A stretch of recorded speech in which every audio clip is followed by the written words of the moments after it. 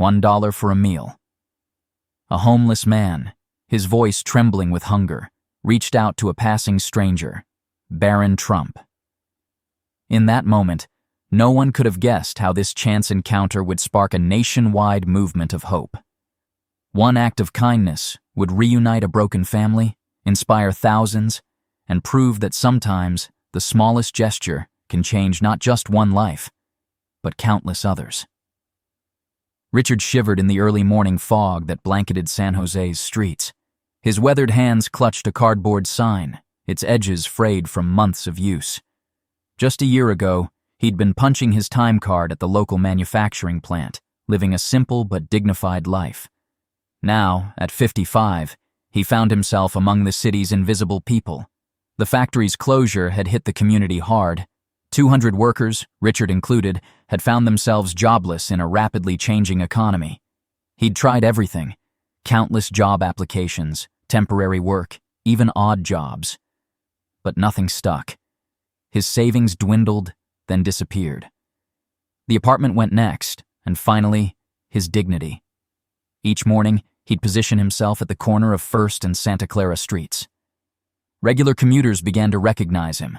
Some offered coffee, others a kind word or $1. But most hurried past, eyes glued to their phones, pretending not to see him. Richard understood. He used to be like them, rushing to work, planning his weekend, living his life. Today marked his 100th day on the streets.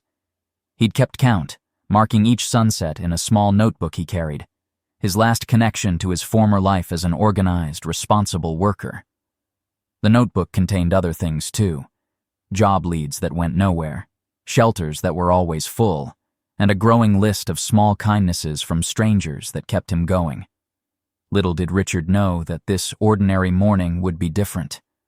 Among the hundreds of faces that would pass him today, one would change his life forever. Barron Trump moved through the city streets with purpose, despite his young age.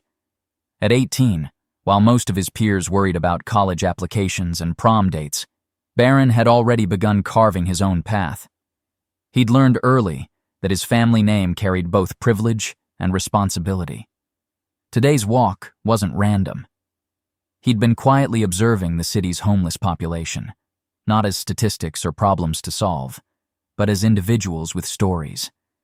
He carried a small notebook, much like Richard's, but filled with different notes: ideas for community programs, contact information for shelters, and resources for job training. Unlike the typical charity galas he'd attended with his family, Barron preferred direct action. He'd spent months studying successful rehabilitation programs, meeting with social workers, and understanding the complex web of circumstances that led people to homelessness. His approach was different: personal, immediate, but also sustainable. The morning fog was starting to lift when he spotted Richard.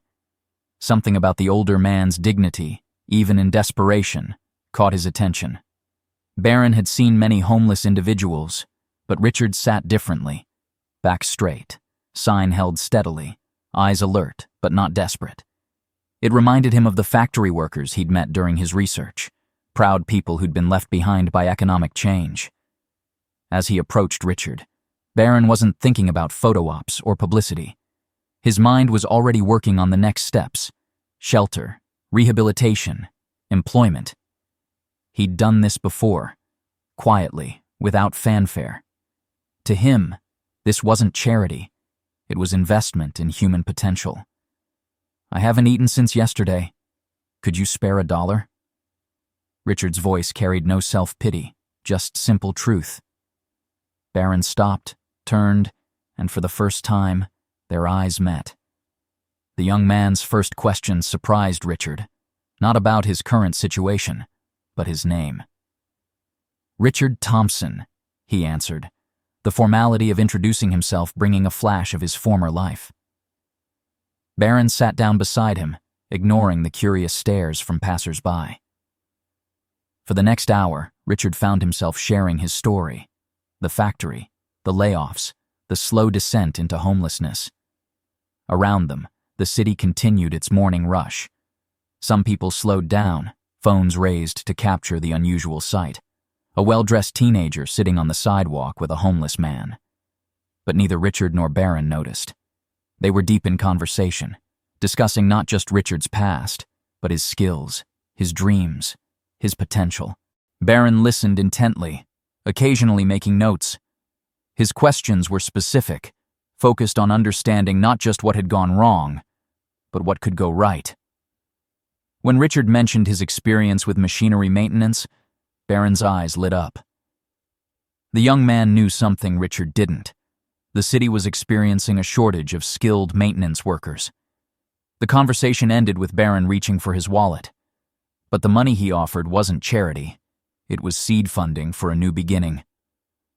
Along with the $2,000, he handed Richard an address and clear instructions for the next morning. The address led Richard to a modern building in a quiet part of town. New Beginnings Community Center, read the sign. His hands trembled as he pushed open the glass doors, Barron's card clutched tightly in his fingers. The reception area surprised him. It looked more like a professional office than a shelter. The receptionist's warm welcome and knowledge of his name made him realize this was no ordinary homeless shelter. This was a place of transformation. Within hours, Richard found himself with a clean bed, fresh clothes, and a structured plan for his future. The facility, he learned, was part of a network of rehabilitation centers funded by anonymous donors. It offered not just shelter, but comprehensive support, job training, mental health services, financial literacy classes, and most importantly, dignity. His room, though small, felt like a palace after months on the streets. A desk, a chair, a window with a view of the garden. Simple things that represented hope. On the desk lay a folder with his name, containing a detailed weekly schedule. Meetings with job counselors, skills assessment sessions, and practical workshops. That night, lying in a real bed for the first time in months, Richard couldn't sleep. His mind kept returning to the young man who'd changed his life with a simple conversation and the realization that someone believed in his potential. Days at New Beginnings followed a careful routine. Richard woke early, made his bed, old habits die hard, and joined other residents for breakfast. The meals were simple but nutritious, and more importantly, shared with others walking similar paths to recovery. The morning sessions focused on job skills. Richard discovered that his years of factory experience weren't obsolete. They just needed updating. The center had a small workshop where residents could practice maintenance on modern machinery. His hands remembered the work, even as his mind absorbed new techniques. Afternoons were dedicated to life skills, financial planning, interview preparation, and computer literacy. Richard, who'd never touched a computer at the factory, found himself learning to email and create digital resumes. Each small victory, sending his first email, creating a spreadsheet, rebuilt his confidence. The most challenging sessions were the group therapy meetings. Here, residents shared their stories, fears, and hopes. Richard learned he wasn't alone in his journey. Some had lost jobs, others had faced illness or addiction, but all shared a determination to rebuild their lives. Throughout it all, the staff treated residents with unwavering respect. No one was a case or a problem. They were individuals with unique stories and potential. This atmosphere of dignity and purpose became as crucial to Richard's recovery as the practical training. As weeks passed, Richard's transformation became visible. His posture straightened, his eyes brightened, and his voice grew stronger. The man who'd sat silently on street corners now participated in discussions, offering insights from his years of experience. Physical changes accompanied the mental ones. Regular meals and access to health care restored his health. The center's barber gave him a proper haircut, and new clothes helped him look the part of a job seeker. But the most significant change was internal, the return of his self-worth. Richard's mechanical skills proved valuable to the center. He began helping maintain the facility's equipment, first as practice, then as a regular volunteer.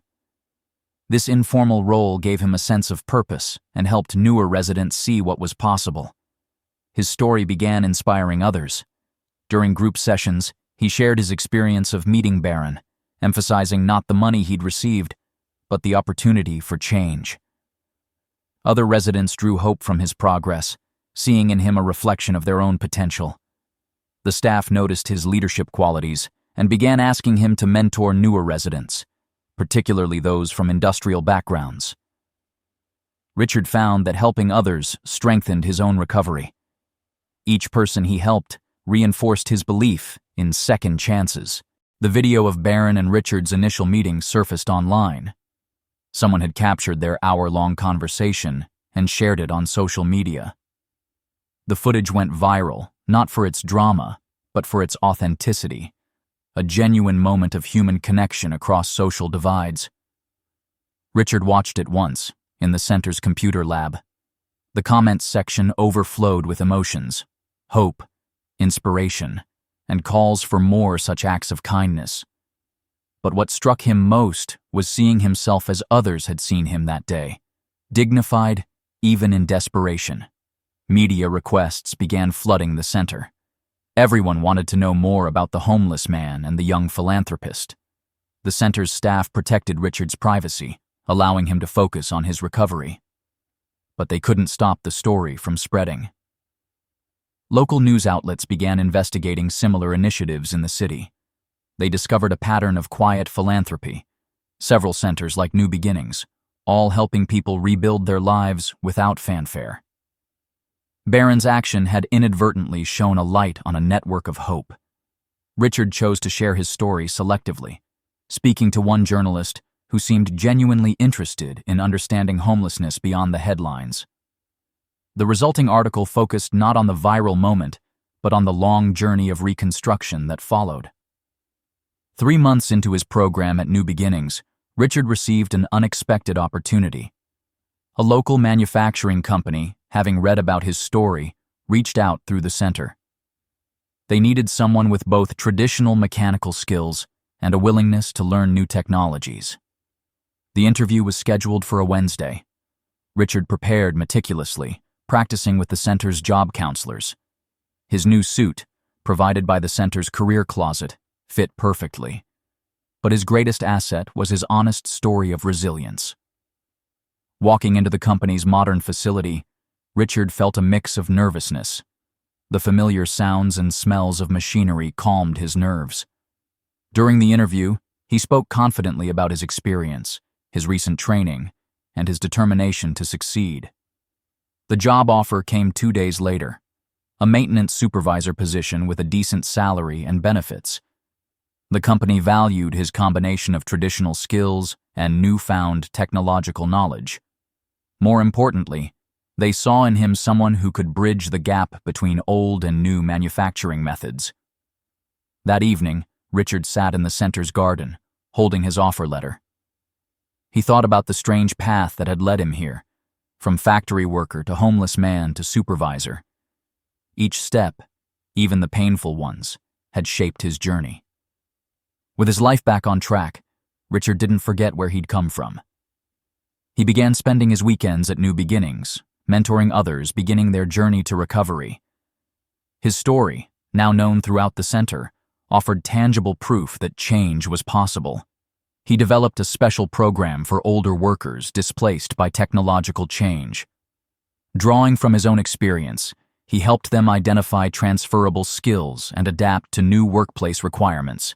His classes combined technical training with emotional support, understanding that both were crucial for success. The company he worked for took notice of his initiative. They began partnering with New Beginnings, offering internships and job placements to program graduates. Richard's dual role as employee and mentor helped bridge the gap between corporate needs and rehabilitation services. Other companies followed suit, creating a network of second-chance employment opportunities.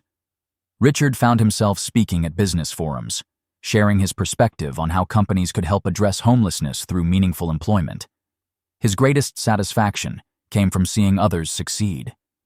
Each person who moved from the streets to stability reinforced his belief in the power of opportunity, combined with support. He kept a small notebook, much like his old one, but now filled with success stories instead of desperate tallies.